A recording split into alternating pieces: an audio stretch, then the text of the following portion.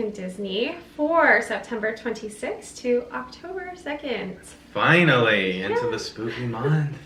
Well, it started a while ago. Weeks ago. Like August. In the kingdom, for sure. Well, many people. Oh, yes. Yeah. Yes. Some people never take it down. Well, the pumpkin spice thing, you know, that's always... I haven't been hitting it as much this year. I'm surprised at myself. I'm going to have to rectify that. Yeah, okay. Yeah. Well, I had a pumpkin spice cupcake at Aaron McKenna Bakery this Friday week night at Disney Springs, and that was very delicious. But that was like the conclude. Oh yes, they do. It was perfect, and I had the strawberry one. That was literally the conclusion of our Disney week. Epic. Such a fun Disney week. We really did. Yes. September 21st, of course. We Earth, went. Wind, and Fire. Yep. September in Cosmic Rewind, and we took our chances. And we got it. 1 in 6 chance. We got September on the day, on the 21st of September. Cool. It was really fun, and our kids came, Dreams and come we were true. just excited, and we had a lot of fun. Epic. Yeah, she Really spoke to the cast members, and they said that they had a meeting, and like they shelved the idea of running it all day. And I do like understand, like for all guests, and not everybody likes the song. Some or people not, may really not whatever. like it. So yeah. Yeah. You know, there's only one song in the whole thing that I don't think fits with the ride, and obviously September is our favorite. So, well, no. Everybody Wants to Rule the World, I think. That's my favorite. So we were so happy, though. We got to celebrate the first September 21st with Cosmic Rewind. Yeah. Enjoying Earth, Wind, and Fire, a 1 in 6 chance. Right. We were so happy. Check out the reel. On Instagram. Go check it out. But the 30% off has been pulling us in repeatedly as well. We've been hitting the merch. And there's some cute stuff up. Some cool stuff. New stuff coming, too. Like, they were hitting us all week. I got a new Baymax shirt. Go ahead, I'm too excited. You Silly talk. Symphony shirt, the skeleton dance. Oh, yeah. Did we get that one? We did. Yeah, we did, yeah. We have a skeleton dance. I got a skeleton dance shirt, which I'm so excited about, to have something that's just classic Disney. And kind of year-round. Like, it didn't just have a Halloween feel. Like, they didn't go for black. They went for, like, you know, a light white and, like... Well, that Silly Symphony wasn't technically a Halloween thing anyway. Okay, so maybe there'll be even more in that series. Yeah. I love it. That would be so cool. More Silly Symphony shirts. Oh, I'm all for it. So go right ahead. But we're having a great time. A great time in the parks. Oh, yes. A lovely time. Yeah. Yes. And let's talk about what happened. Yeah. In the past. It was really great too. Do it. Yeah, starting out with September 26, 1936. Disney's Silly Symphony cartoon, Three Blind Mousketeers. Okay. This was such an interesting cartoon because... interesting that they used that name.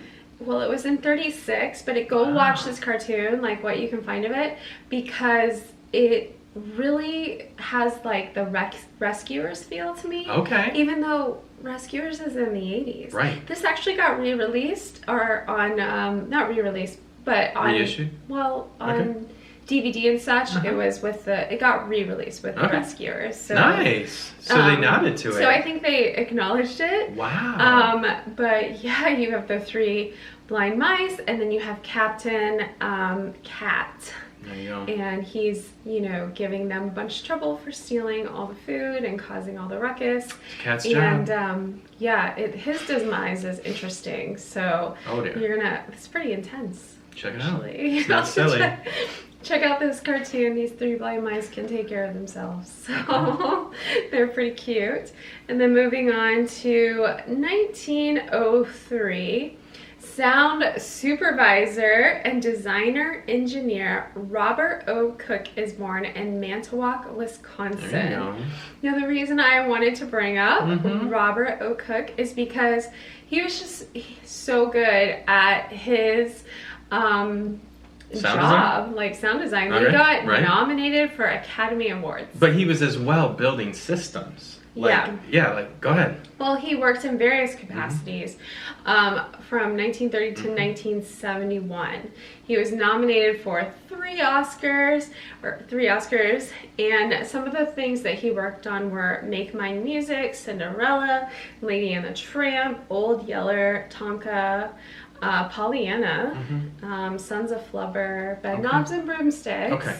Yeah, so okay, I'm sorry. This wasn't the individual who's building sound systems for theaters that we've talked about previously. No.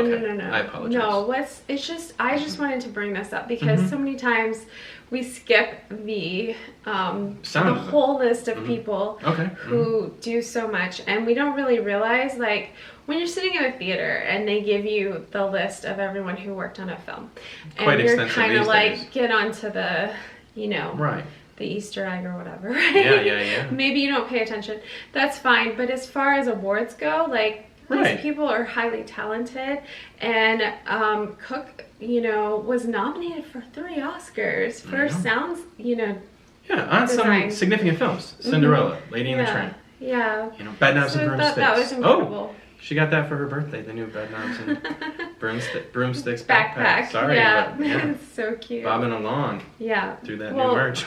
He usually sees my backpack, so I was like, what's his favorite? So yes, I appreciate that. Upping my I experience. love it too. Yeah, I love it great. too. But yeah, so there wasn't a ton of information about his history and background. I just thought it was really cool that he was award winning. Right. There you go.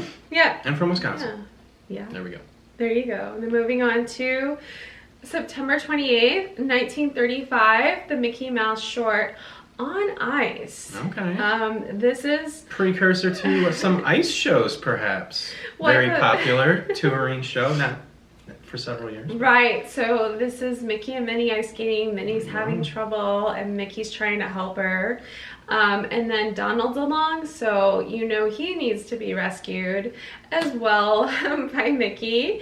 And Goofy's just trying to ice fish. There you go. So I really like this because we're going into, the winter time for many people. They do this thing up in Wisconsin. Speaking of Wisconsin, they do this thing up in up north. Shoot, I'm having a hard time thinking of it.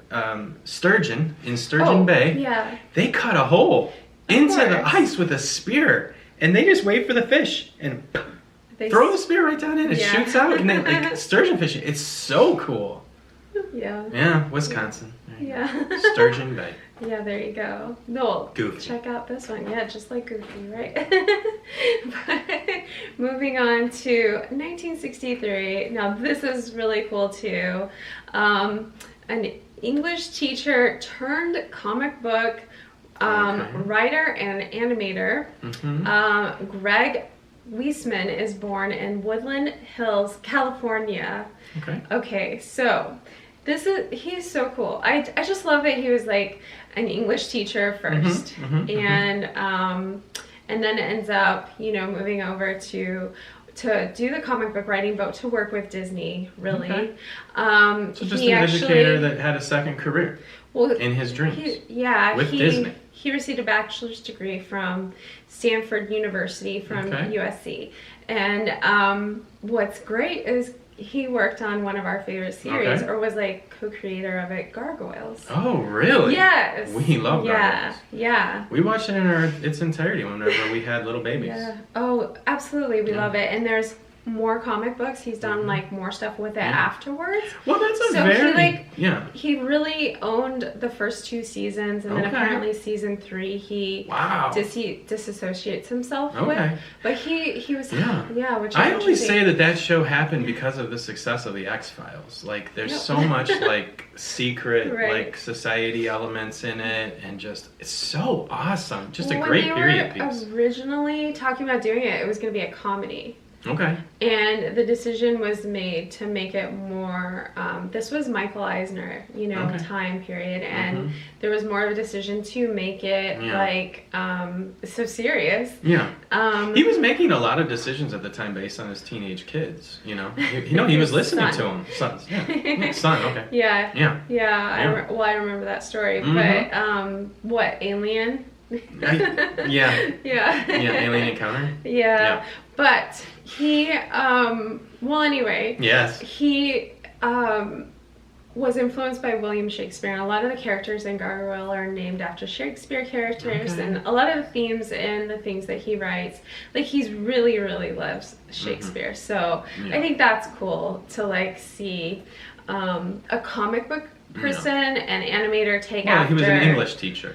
Well, sure, but I mean, just bringing in, I mean, you could see why it was so dramatic. Oh, yeah. And we really loved it. And Shakespeare was responsible for the changing of the English language. I mean, all the vowels were changed, words were changed. Like, I mean, everything. Yeah. Fits right into that. But artistically speaking, too, like, it's just interesting that, I mean, it makes sense, the drama in that show. For sure. And then, so he's done, like, lots of other stuff, a lot of Spider-Man stuff, the Spectacular Spider-Man, and Young Justice, as well as he wrote for the Men in Black series. He worked Starship Troopers Chronicles, and then Kim Possible. He wrote on that. Okay. He also, I thought this was also interesting because we really like Gargoyles. But we don't get to talk enough about the 90s like history. This is almost like, wow, talking about the recent past. Go ahead. Well, then later he worked on Star Wars Rebels. Wow. Which we love that series. So apparently we love this guy. His style. Pardon me. So he has book. Greg Weisman. Weisman? He is wise for what he's done. So he has books that he's written and more comics, Gargoyle comics. And I'm like, why don't we have those, Brad? Well, yeah. No, Get on the comic book buying. Yeah, okay. We need some more of those. We've done plenty of that. Yes, of course. This is the first time she's told me to buy more comic books. Well, I'm just surprised you hadn't bought these already. Yes. Because we love that whole series, and I think hearing more of the story would be awesome. Yes. But he did more of like the fantasy realm in his novels as well. So you could check those out too. Just look for his name. But, awesome. Yeah. But moving on to next day. Really? Yeah. Moving on to September 30th, 1963. I thought you would like this, and I'm sure we already kind of brought up. What is it? So, 1963, the Babes in Toyland exhibit on Disneyland's Main Street. I mean, it was one of my first VHS views as a child in the early 80s. It actually closes on this day. It ran for 2 years. Whoa. Which you think, wow, that's really impressive. So 20,000 Leagues Under the Sea was super successful, and they did a whole exhibit for that. So this is in the Opera House. So when you're coming into Main Street back then, you would go and you would have seen the set stuff at the Opera House. And so then they put Babes in Toyland. The set was so cool. Yes. And so they were thinking, you know, that's like just made total sense. It was a perfect thing to do. Well, unfortunately, Babes in Toyland didn't do so well in the theaters, and this wasn't a well-attended exhibit. Why? I know. That makes no sense to me. It feels so period. It's like all Mother Goose, like everything already in the psyche of America. I don't know. I'd have to look into that. We weren't there. Yeah. But the set included the Pumpkin House, Mary's Garden, the Forest of No Return, and the Shoe House. Okay. So anyway, I think that sounds so cool. I would have liked to see it myself, but Could have been born. They just were I wonder if they just took it down or if they just deconstructed it. Because we were under the assumption that they save things? They save things. Yeah, but they don't save things. No, they don't. Yeah. Sad. Like, remember the big... Right, there should be like a Disney Smithsonian, like just warehouses where they keep everything forever. I could sell tickets to that. Yeah. There's a lot of us who would go. But yeah, Babes in Toyland, you would have loved that. Loved it. Yeah, I would too. I would have loved it. And then moving on, same day, September 30th, 2006, Dream Along with Mickey, a live musical stage show debuts. Where? On the stage at the Cinderella's Castle. Okay, at Walt Disney World? Yeah, it's like a Magic Kingdom. All right. Yeah, it's like a 20-minute show where, you know, Donald is like talking about dreams not coming true at the beginning of the show, and then all these characters come in and help talk about how dreams really do come true. And it's just a whole 20-minute show about dreams coming true. I love it. I think that sounds perfect. They should bring it back. I don't remember seeing it.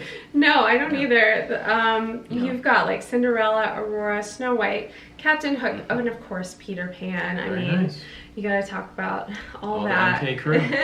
And this would have been before New Fantasyland had opened up, so greatly reduced MK. Yeah, so I thought this was cool. I would love to have seen this show. Actually, you can. I mean, there's a great version on YouTube, so you can go check it out. But I think they could easily bring this one back. It kind of seemed like... Nice Donald adventure. Well, and just the concept of bringing dreams to life and everything. We'll see what happens. Cute. I like when I was looking it up, people were saying, make sure if you're watching the stage show that you bring a hat or sunscreen because there's no shade. It's like, yes, that's the problem with the stage shows right there during the day. No shade. It's hot. Never had a problem. All right, October 1st, 1960. Dixieland at Disneyland is held for the first time at the Anaheim, California, obviously Disney Park. So this was really cool. Attendance was $4.50. Okay. Not bad. You had 6 different bands playing throughout the day on the rivers of America.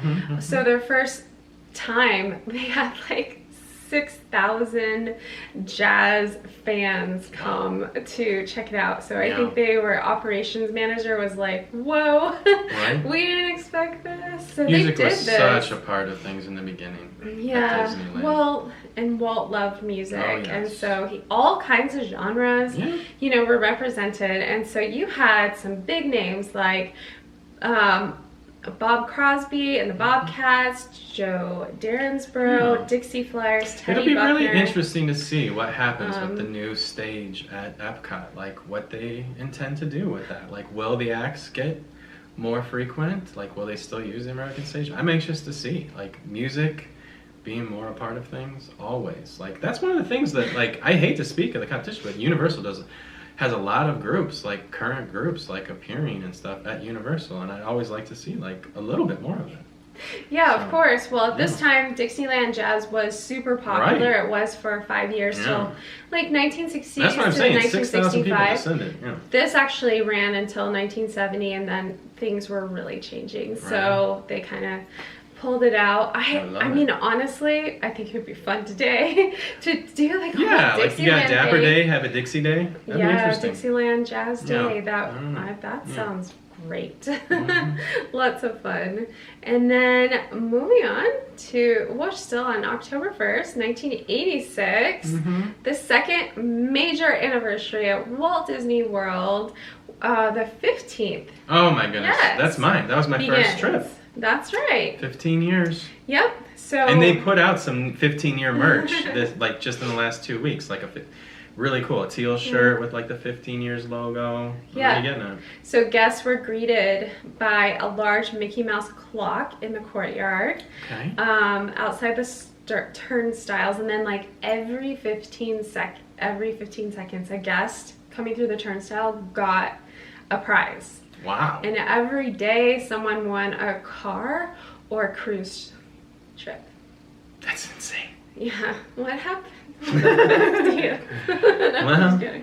that would have been cool. Yeah, that was good old days. Good days. For sure. Early 80s. So you had like a giant topiary birthday cake for the occasion. Then they had the parade, obviously, was all for the 15th. Oh yeah, I remember it. Right, and they I had can still like a kind of whole hear it in my head. 15th logo. I swear I can. They had a 15th logo on the float with Mickey and Minnie. Well, and I'll tell you what, I remember a parade at Epcot as well, not just at MK. Yes. Yeah. And so that's always blown my mind because I always was like, there was a parade at Epcot. I remember one. There was a lot going on. So this is the time period where Captain EO came. And back then they actually had the characters from Captain EO walking about with meet and greet, like full size. Yeah. So, and they did that at Disney World and Disneyland. Amazing. So that would have been so cool. Yeah. We did miss that. Of course. I don't remember seeing it. No. At Epcot also. Yeah. I saw Captain EO, of course. I got I could reach up there. Of course you did. Companion. But I didn't see them. Yeah, the meet and greet characters. And then the Spaceship Earth. This is when Walter Cronkite became the narrator, and then that's also when they had the song "Tomorrow's Child" on Spaceship Earth. All 1986. Yeah. All 15 years. Yeah. What a year. Well, the changes that they made on Spaceship Earth took 3 days at the time. So they were hustling and bustling. Wow. For sure. But yeah, it was just really cool. All the floats for Magic Kingdom for that parade were really neat. They changed things up and did some different things with you know, the characters, and it was artistic, don't you think? Absolutely. Absolutely. And last this week, October 2nd, 2011, Rapunzel becomes the 10th Disney princess. There we go. Yes, this actually happens at a ceremony at Kensington's Palace in London, England. Wow. Yeah, and all the other princesses are there. Okay. And then they invited little princesses from all over the world to join in as well. That's compelling. It's very compelling. October 2nd, 2011. Yeah, it was a VIP experience. Princesses with princesses. Yeah. Wow. But of course, Rapunzel then becomes the 10th princess. The other 10, I'll list them for you: Ariel, Aurora, Belle, Cinderella, Jasmine, Mulan, Pocahontas, Snow White, and Tiana, who we talked about before. So, yeah. Love it. All 10 of them. So I just thought it was a cool way to end this week with a big shout out to princesses. And Rapunzel. I love her. Oh yeah. She's like that movie. Yeah. More than the best bathroom in Magic Kingdom. I think so much more. Honestly, Tangled should be represented more than a bathroom. Let's just be real. Yeah, absolutely. Like, it is such a shame that Frozen was so massive. Because we forgot Tangled, like, in the mix. It needs just a little bit more. Yeah, definitely. Just once they get done doing stuff with Tiana, something needs to be done for Tangled. Yeah. For sure. Yeah. That would be awesome. But that is it for this week. Thanks, guys, for following along. We hope you enjoy it. Please comment, like, subscribe. We really appreciate you. And, yeah, I love the things you guys say. But that's it, and we'll see you guys next time.